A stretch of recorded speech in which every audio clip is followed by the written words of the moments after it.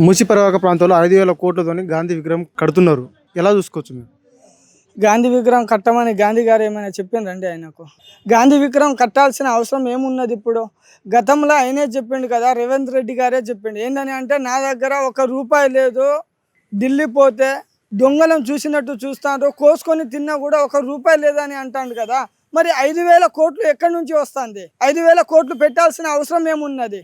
గాంధీ ఇప్పటికే గాంధీ గారు ప్రతి జిల్లాలలో ఉన్నది విగ్రహాలు. మన తెలంగాణ రాష్ట్ర వ్యాప్తంగా ప్రతి జిల్లాల గాంధీ విగ్రహాలు ఉన్నాయి. మనం మాట్లాడుకుంటూనే ఉంటాం. ఏమని అంటే, గాంధీ చౌక్ అని అంటాం, గాంధీ విగ్రహం దగ్గర రమ్మని అంటాం.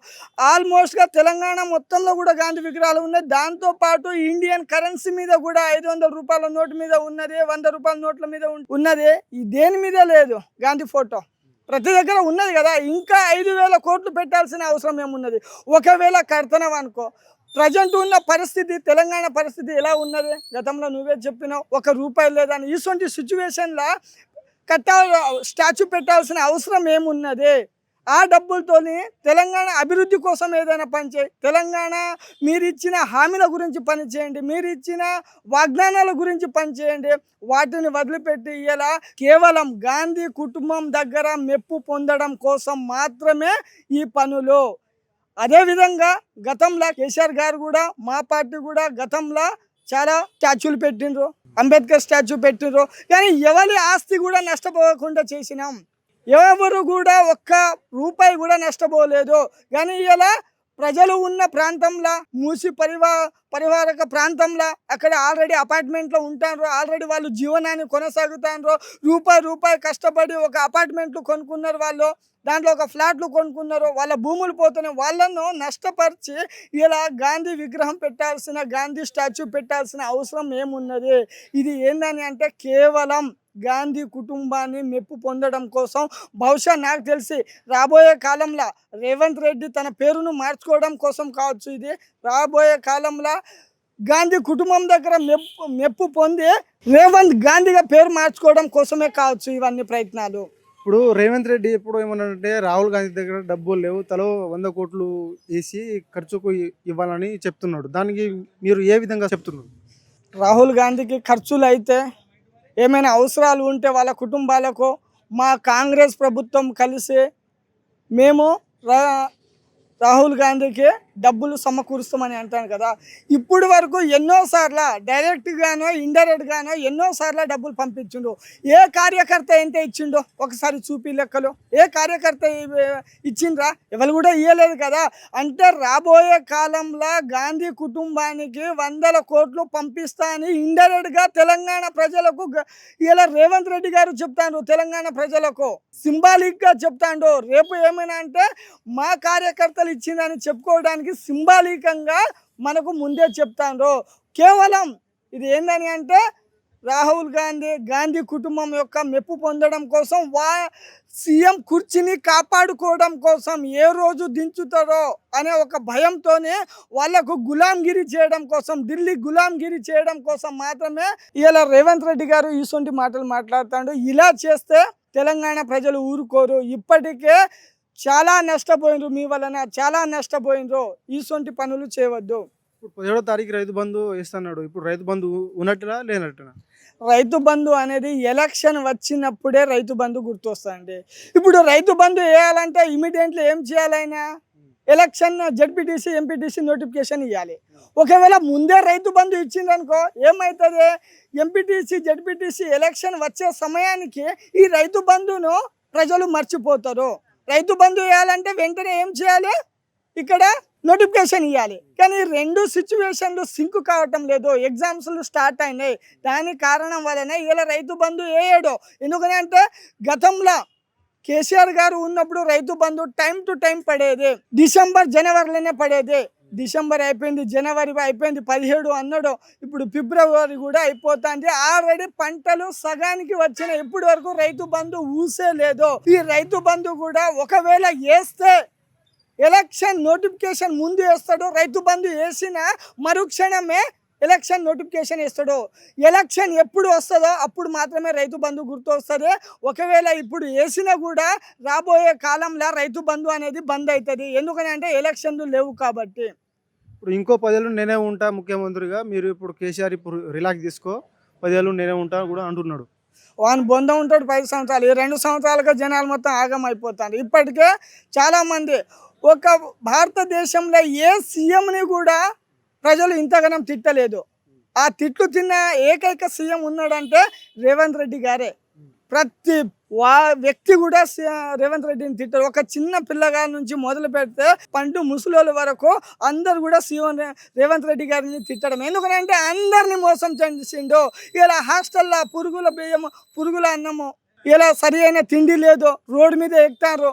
ముసలోళ్ళకు మా తాతలో అవ్వాలకు పింఛన్ ఇస్తా అన్నాడు, వాళ్ళకు పింఛన్ ఇస్తలేరు. అలా మొదలుకుంటూ పోతే పసిపాప నుంచి మొదలు పెడితే పండు ముసలి వరకు అందరినీ మోసం చేసింది. కాబట్టి భారతదేశంలో అత్యధిక తిట్లు తిన్న ఎవరైనా సీఎం ఉన్నారంటే కేవలం ఆయన రేవంత్ రెడ్డి మాత్రమే. ఆయన 10 సంవత్సరాలు పరిపాలిస్తాడు. ఆ 10 సంవత్సరాలు ఉండు కాదు, 2 సంవత్సరాలనే జనాలు నీ మీద విరక్తితోనే ఉన్నారు. నువ్వు 10 సంవత్సరాలు అనే మాటను పక్కన పెట్టు. ఏ మీటింగ్ నువ్వు నిర్వహించినప్పుడు కేవలం కేసీఆర్ గారిదే, కేటీఆర్ గారిది, హరీష్ రావు గారి పేరు తీయకుండా నీ మీటింగ్ను ప్రస్తావించు. నీ మీటింగ్ను ముగించే. నువ్వు 10 సంవత్సరాలు ఉంటావా, పరిపాలిస్తావా, ఇంకా నెక్స్ట్ వస్తావా రావా అనేది ప్రజలే చెప్తారు. వీళ్ళ పేరు రాకుండా నువ్వు ఎప్పుడు మీటింగ్ కూడా నీ ముగింపు కాదు. అసొంటి నువ్వు 10 సంవత్సరాలు పరిపాలిస్తా, 10 సంవత్సరాలు నేనే ఉంటాను. ప్రగతి కలలేనదే అన్నది ఏంటంటే పగలు ఉండే కళల్ని కంటాడు. ఎందుకంటే ఇది చెప్పుకుంటూ పోవడం. ఎవరు చెప్తాను నీకు 10 సంవత్సరాలు ఉండని? నీకు నువ్వే అనుకుంటున్నావు నేనే ఉంటాను. ఏం చేసినావు అని 10 సంవత్సరాలు ఉంటాను అంటున్నావు. నువ్వు ఏం చేసినావా అని ఇప్పటి వరకు? రైతు బంధు ఇచ్చినవా, దళిత బంధు ఇచ్చినవా, ఏం చేసినావు? ఏ వర్గానికి ఏం చేసినావు అని 10 సంవత్సరాలు నేనే ఉంటానని చెప్తాను సిగ్గు లేకుండా. కొంచెమైనా కామన్ సెన్స్తోని మాట్లాడు. ప్రజలకు ఏం చేయాలి, ఇంకా 2 సంవత్సరాలు ఉన్నా నేను 2 సంవత్సరాలు ఎలా పరిపాలించాలని, ఇంకా ప్రజలకు ఏం చేయాలని ఆలోచన వదిలిపెట్టి నేను 10 సంవత్సరాలు ఉంటా సార్, నువ్వు ఎన్ని సంవత్సరాలు ఉంటా అని ఎవడైనా అడుగుతాడా? నీకు నువ్వే డబ్బు కొట్టుకుంటున్నావు. ఎవరు చెప్తాడా నీకు 10 సంవత్సరాలు ఉంటావా, 20 సంవత్సరాలు ఉంటావా అని పనికిరాని మాటలు మాట్లాడుకుంటా ఇప్పటికే తెలంగాణలో ఉన్న ప్రజలు ఆగమాగం అవుతారు. కనిపిస్తే కొట్టేటట్టు విన్నారు. దయచేసి తెలంగాణ సీఎం దద్దమ్మ అని దేశ ప్రజలు మాట్లాడేటట్టు మా తెలంగాణకు దిగదార్చగాని ఇలా రేవంత్ రెడ్డి గారిని నేను కోరుకుంటున్నాను. ప్రజాపాలన నడుస్తుందంటే మీరు ఏమంటారు? ప్రజాపాలన కాదండి, ప్రజలను హింసించే పాలన. ఏ రకంగా ప్రజాపాలన కనిపిస్తుంది మీకు? మీరే చెప్పండి. ఏ రకంగా ప్రజాపాలన కనిపిస్తుంది? ఎక్కడ ప్రజాపాలన కనిపిస్తుంది? ప్రశ్నించే వారి మీద ఏంటిది కేసులు, ఇలా ఎలక్షన్ల డబ్బు ప్రభావము, అధికారాన్ని దుర్వినియోగం చేసుకోవడము. ఎక్కడ ఉందండి ప్రజాపాలన? చెప్పడానికి మాత్రమే ప్రజాపాలన. ఇది ప్రజాపాలన కాదు, ప్రజలను హింసించే పాలన ఇది. అంటే కాంగ్రెస్ నాయకులు రాజకీయం చేస్తున్నారా లేకుంటే రౌడీజం చేస్తున్నారు? రాజకీయంతో కూడిన రౌడీజం చేస్తారు ఇలా కాంగ్రెస్ నాయకులు. రాజకీయంతో కూడిన రౌడీజాన్ని చేయిస్తారు. ఎందుకని అంటే 10 సంవత్సరాలు అధికారంలో లేరు ఇంతకుముందు. 10 సంవత్సరాల తర్వాత అధికారం రాగానే ఇక మమ్మల్ని ఆపేటోళ్ళు ఎవరు లేరు. నెక్స్ట్ ఎలాగూ కూడా రాము మేము, నెక్స్ట్ ఎలాగూ కూడా అధికారంలో రాము. ఇప్పటికే 2 సంవత్సరాలను అధికారంలో అనుభవించడం, ఇంకా 2 సంవత్సరాలు ఉన్నాయి. 2 సంవత్సరాల దోచినంత దోచుకోవడం, భయపెట్టడమా, లాక్కోవడమా, రాజకీయం చేయడమా, రౌడీజం చేయడమా, ఏదో రకంగా ప్రజల నుండి ఎంత కావాలో అంత లాక్కోవడం కోసం మాత్రమే ఇలా కాంగ్రెస్ నాయకులు చేస్తారు. ప్రజల అభివృద్ధి గురించి ఇలా మాట్లాడతలేరు కాంగ్రెస్ నాయకులు. కాంగ్రెస్ నాయకులకు తిరగడానికి ముఖం కూడా లేదండి. పల్లెలలో ముఖం కూడా లేదు. ఎందుకంటే కాంగ్రెస్ నాయకులు, కార్యకర్తలు కూడా రైతులు ఉన్నారు కదా, వాళ్ళకి ఇప్పటి వరకు రైతు బంధు రాలేదు. అయినా కూడా ఒక రైతే కదా, ఆయనకు దాంట్లో కూడా ఒక దళిత బంధు రాలేదు. ఎగ్జాంపుల్ చెప్తానండి.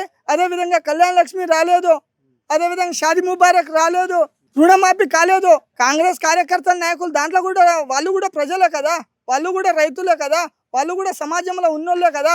కానీ చెప్పుకోలేక, తమ పార్టీని తాము బ్లేమ్ చేసుకోలేక ఇదే చెప్తే మరి ఓటు ఎందుకు వేయించినా అని ప్రజలు ఎక్కడ తంతురు అనే ఒక భయంతో ఇలా రూమ్లో కూకొని ఎవరిని కూడా తెలియకుండా, ఎక్కడ కూడా ఏం మాట్లాడకుండా, భయపడుతూ వేరే వాళ్ళ మీద దౌర్జన్యాలు చేస్తూ వాళ్ళ సంపాదనను సంపాదించుకుంటాను. ఇలా ఇప్పుడు రేవంత్ రెడ్డికి ఏం చెప్పబోతున్నారు? గాంధీ విగ్రహం అవసరమా లేదా? ప్రజెంట్ ఉన్న సిచ్యువేషన్లో అయితే గాంధీ విగ్రహం అసలు అవసరమే లేదండి. ఎందుకంటే రాష్ట్రం అసలే చాలా కష్టాలలో ఉన్నాయి. ఎన్ని కష్టాలు అంటే ఆ రైతు గాంధీ విగ్రహానికి ఖర్చు పెట్టే డబ్బులను ఇలా ప్రజల కోసం ఖర్చు పెట్టు. ఎంతో మంది యువతి యువకులు నిరుద్యోగులు చాలా మంది ఉన్నారు, వాళ్ళకు ఉపాధిని కల్పించు. నీకు కావాలంటే ఇంకా ట్యాక్స్ పెంచు. ఆ ప్రజలందరం ఇంకా ట్యాక్స్, ఉప్పు మీద పప్పు మీద ఇంకా దేని మీద ట్యాక్స్ పెంచు. ఇలా దేశానికి, భారతదేశానికి రాబోయే కాలంలో ఉన్నత స్థాయిలో చేరుకునే యువకులు యువతులు ఇలా ఉపాధి లేక రోడ్ల మీద తిరుగుతారండి, గొర్రెలు కాస్తారండి, ఊర్లలో ఉంటారు, తాగుడుకు బానిస అవుతారు పని లేక. ఇంత తెలివి ఉంటే ఏదైనా ఐటీ కంపెనీలు అయితే, వేరే దేశాల నుంచి ఐటీ కంపెనీలు అయితే రాష్ట్రానికి అభివృద్ధి చేసే పని చూడు. కానీ కేవలం గాంధీ కుటుంబానికి మెప్పు పొందించే పని చేయకు. ఎందుకంటే ఈ పార్టీకే తెలంగాణ 2 సంవత్సరాల్లో నిన్ను భరించుకుంటూ ఉన్నా, ఇంకో 2 సంవత్సరాలు భరిస్తాం తప్పదిగా. మాకు 2 సంవత్సరాలు భరిస్తాం, ఇంకా 2-3 సంవత్సరాలు భరిస్తాం. తర్వాత మీ పీడ విడిగడ అయిపోతుంది. నీతోని మాకు పని ఉండదు. మా కేసీఆర్ సార్ వస్తాడు, మమ్మల్ని ఏం కావాలి అనేది, ఎలా కావాలి, ఎప్పుడు కావాలి, ఏది కావాలి అనేది మా కేసీఆర్ సార్ చూసుకుంటాడు. ఒక 2-3 సంవత్సరాలు మా తెలంగాణ ప్రజలను బతికించేయండి, హింసలు పెట్టకండి. కాదన్న, ఇప్పుడు కేసీఆర్ అంబేద్కర్ విగ్రహం కట్టినప్పుడు ఏమైనా విధంగా ఇల్లు కూల్చడం ఏమైనా జరిగిందా? ఇప్పటి వరకు కేసీఆర్ గారు అంబేద్కర్ స్టాచ్యూ కట్టినప్పుడు కావచ్చు, లేకపోతే సెక్రటేరియట్ కట్టినప్పుడు కావచ్చు, ఇటువంటి ఏం జరగలేదండి. ఇలా మీకే తెలుసాను కదా, ప్రజలు మొత్తం ఎందుకు రివర్స్ అవుతారు? ఎందుకంటే ఇలా డబ్బే లేదు, ఇలా చేయాల్సిన అవసరం ఏమున్నది? చిన్న చిన్న ఉద్యోగాలు చేసేటోళ్ళు, చిన్న చిన్న పనులు చేసేటోళ్ళు, చిరు వ్యాపారులు, వాళ్ళు కష్టపడి కట్టుకున్న ఇల్లును కూలగొట్టాల్సిన అవసరం ఏమున్నది? గాంధీ సరోవరం అని 10 ఎకరాలు కట్టాల్సిన అవసరం ఏమున్నది? గాంధీ ఏమైనా చెప్పిండా? గాంధీకి వచ్చి ఏం చెప్పలేదు కదా. ఈ అవసరం ఏమున్నది? ఆ డబ్బును వేరే విధంగా ప్రజలకు మేలు చేయడానికి, ప్రజలకు నువ్వు ఇచ్చిన హామీలను నెరవేర్చడానికి వాడని అంటున్నాం. ఆ డబ్బులు నీ దగ్గర ఉంటే, అసలు నీ దగ్గర డబ్బే లేదు, నువ్వే చెప్పినావు, నేను చెప్తలేను. గతంలో మీరే చెప్పిండ్రు, ఏంటిది 1 రూపాయి లేదు, అప్పు పూర్తలేదు, దొంగలను చూసినట్టు చూస్తానని గతంలో మీరే చెప్పిండ్రు కదా. అట్లా చెప్పి కూడా కేరళకు 100 కోట్లు ఎలక్షన్స్కి ఇస్తున్నాడు కదా, నిజమేనా? కేరళకు డబ్బులు పంపించడా అనేది కేవలం ఆయన విజ్ఞాతకే వదిలేస్తాను. ఇలా డబ్బే లేదని అంటాను, కేరళకు డబ్బులు పంపిస్తాను ఎలా అంటాను? ఎందుకనంటే భారతదేశంలో కాంగ్రెస్ ప్రభుత్వం ఉన్నదే అక్కడ ఒక్కొక్కటి 2, 2, 3, 3, 4, 4 ఎక్కడో ఒక దగ్గర ఉన్నది. ఇలా పార్టీని నడపడానికి డబ్బులు లేవు, మొత్తం తెలంగాణ మీద పడతాను. ఇక్కడ సంపద తీసుకోపోవాలి, ఢిల్లీకి పెట్టాలి, ఇక్కడ సంపద తీసుకోపోవాలి, ఢిల్లీకి పెట్టాలి. ఎవడబ్బా జాగిరి తెలంగాణ సొమ్ము నువ్వు తీసుకుపోయి ఢిల్లీలో పెట్టడానికి? కేరళతో మాకేం సంబంధం ఉన్నది? అక్కడ ఎలక్షన్తో మాకేం సంబంధం ఉన్నది? అక్కడ పెట్టడానికి నువ్వు ఎవరు? ఇలా తెలంగాణ సొమ్మును తీసుకుపోయి ఎక్కడో పెడతావు.